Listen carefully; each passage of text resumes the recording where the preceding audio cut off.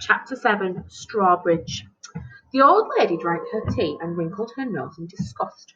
I always do that, she said. I'm always letting my tea go cold. The dog scratched his ear, groaning with the pleasure of it, but eyeing me all the time. Is that the end, then? I asked. She laughed and put down her cup. I should say not, she said, and then she went on picking a tea leaf off the tip of her tongue. Up till now, it's been just Bertie's story. He told it to me so often that I almost feel I was there when it happened. But from now on, it's my story too. What about the White Lion? I had to know. Did he find the White Lion? Did he keep his promise? The old lady suddenly seemed clouded with sadness. You must remember, she said, putting a bonny hand on mine, that true stories do not always end just as we would wish them to. Would you like to hear the truth of what happened, or shall I make it something up for you just to keep you happy? I want to know what really happened, I replied. Then you shall, she said. She turned from me and looked out of the window again at the butterfly lion, still blue and shimmering on the hillside. Whilst Bertie was growing up on his farm in Africa with his fence all around, I was growing up here at Strawbridge in this echoing old cavern of a house with its deer park and its high wall all around, and I grew up, for the most part, alone.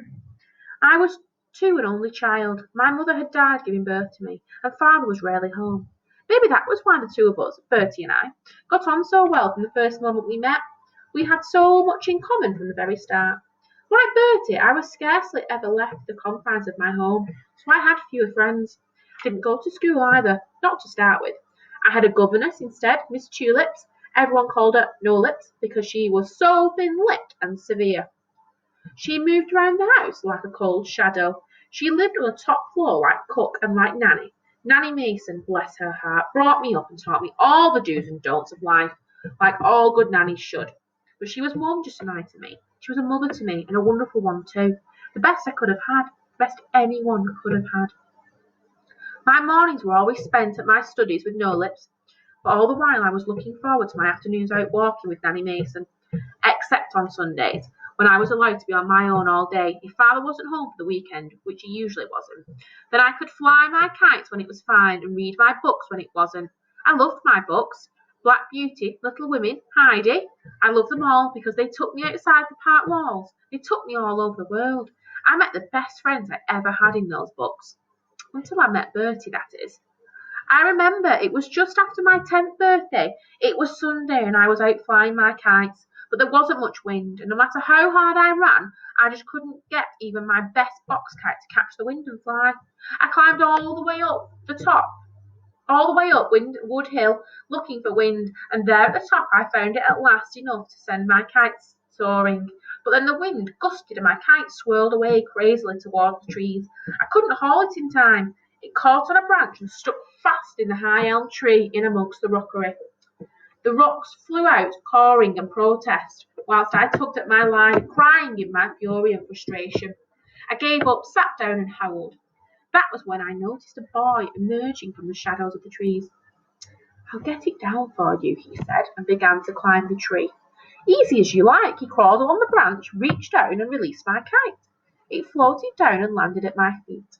My best kite was torn and battered, but at least I had it back. Then he was down the tree and standing there in front of me.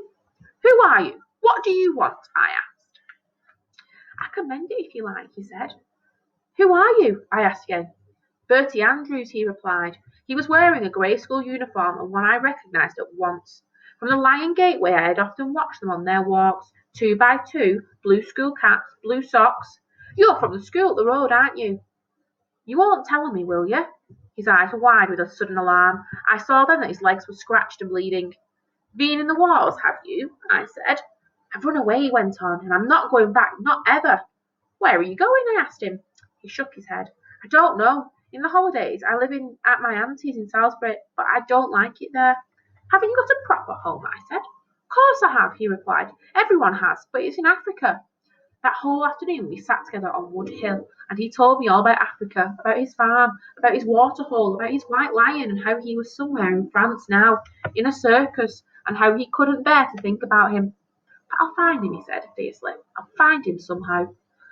To be honest, I wasn't sure how much I really believed all about this a white lion. I just didn't think lions could be white. But the trouble is, he went on, Even when I do find him, I won't be able to take him home to Africa like I always wanted to. Why not? I asked. Because my mother died. He looked down and pulled at the grass beside him. She had malaria, but I think she really died of a broken heart. When he looked up, his eyes were swimming with tears. You can, you know. Then my father sold the farm and married someone else. I never want to go back. I never want to see him again. I wanted to say how sorry I was about his mother, but I couldn't find the right words to say. You really live here, do you? He said, in that big place. It's as big as my school. I told him then what little there was to know of me, all about father being away in London, so much about Knowlitz and Nanny Mason. He sucked at the purple clover as I talked, and when neither of us had anything more to say, we lay back in the sun and watched a pair of mewing buzzards wheeling overhead. I was wondering what would happen to him if he got caught. What are you going to do? I said. Won't you get into trouble? Only if they catch me. But they will. They're bound to, in the end. You've got to go back before they miss you. After a while, he popped himself up on his elbow and looked down at me. Maybe you're right. Maybe they won't have missed me yet. Maybe it's not too late. But if I go back, could I come again? I can face it if I can come again. Would you let me? I'll mend your kite, I really will. And he gave me a smile so melting that I couldn't refuse him. So it was arranged. He would meet me under the big elm on Wood Hill every Sunday afternoon at 3, or as close to 3 as he could. He would have to come through the woods so that he could never be seen from the house. I knew full well that if Nolan ever found out, there'd be merry hell to pay, for both of us probably. Bertie shrugged and said that if he got caught, all they could do at school was beat him, and that once more wouldn't make much difference anyway. And if they expelled him, well, then that would suit him just fine. See what happens in chapter 8.